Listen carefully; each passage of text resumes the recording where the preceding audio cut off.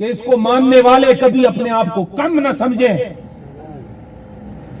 آقا کے غلاموں کی شان آقا کے دشمنوں کے خلاف کبھی کم نہ ہو. غلامان محمد کبھی اپنے آپ کو امریکہ، یورپ اور کسی یہودی ہنودی کا محتاج نہ سمجھے، اور یہ نہ سمجھے کہ اگر امریکہ سے ڈالر آنے بند ہو گئے تو ہم مر جائیں گے. رب نے کہا اے غلامان محمد، میں نے تو اپنے حبیب کا نام ہی اپنے نام پر اس لیے رکھا کہ حبیب کا کلمہ پڑھنے والے ہر وقت اس بات کو اپنے دل اور دماغ میں رکھیں کہ ہم کسی غیر کے محتاج نہیں، ہم اللہ کے محتاج ہیں، اس کے رسول کے محتاج ہیں. نہ اللہ کے خزانے ختم ہوتے، نہ محمد کی خیرات ختم ہوتی. سبحان اللہ. اس لیے غلاموں نے کہا کہ جو تیرے در کا نوکر ہے وہ کسی کو خاطر میں نہیں لاتا، خاطر میں نہیں لاتا. جو تیرے در کا سگ ہے آقا، جو تیرے در کا غلام ہے آقا. اور اعلیٰ حضرت نے کہا تیرے ٹکڑوں پہ پلے، غیر کی ٹھوکر پہ نہ ڈال، ہمیں غیر کی طرف نہ بھیج آقا. تیرے ٹکڑے اور تیری خیرات ہمیں کافی ہے آقا. تیرے ٹکڑوں پہ پلے، غیر کی ٹھوکر پہ نہ ڈال. جھڑکیاں کھائے کہاں چھوڑ کے صدقہ تیرا.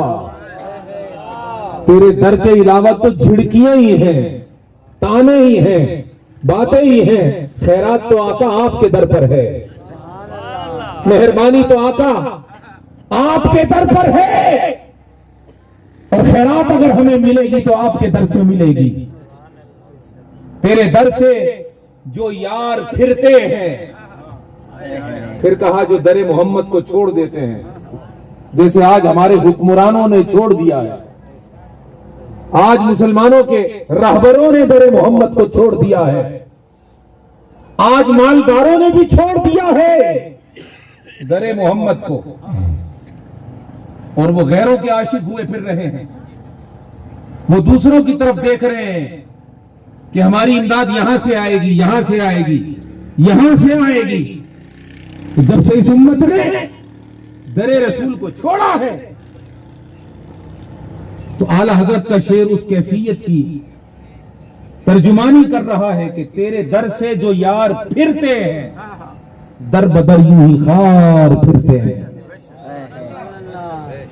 وہ ہندوستان کے ہندو جو محمود غزنوی کے سامنے اور شہاب الدین غوری کے سامنے اور ابن قاسم کے سامنے اور ظہیر الدین بابر کے سامنے ایسے نظر نہیں اٹھا سکتے تھے.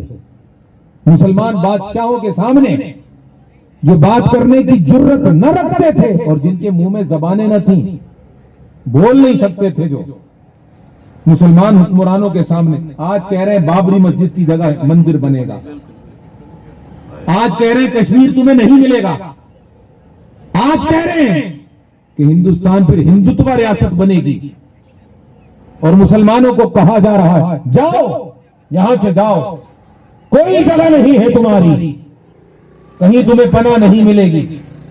آج وہ یہ پیغام دے رہے ہیں. تو محفل میلاد مسلمانوں کو یہ پیغام دینے کے لیے منعقد کی جاتی ہے کہ دیکھو تمہارے لیے ہر جگہ ذلت ہی ذلت ہے، ہر جگہ تمہارے لیے رسوائی ہی رسوائی ہے.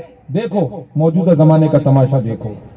اور وہ جب غلام امت نے نبی کے دامن کو پکڑ رکھا تھا اور غلامی میں پختہ تھی یہ امت اور کسی اور طرف نہ دیکھتی تھی مدد کے لیے، صرف تاجدار کائنات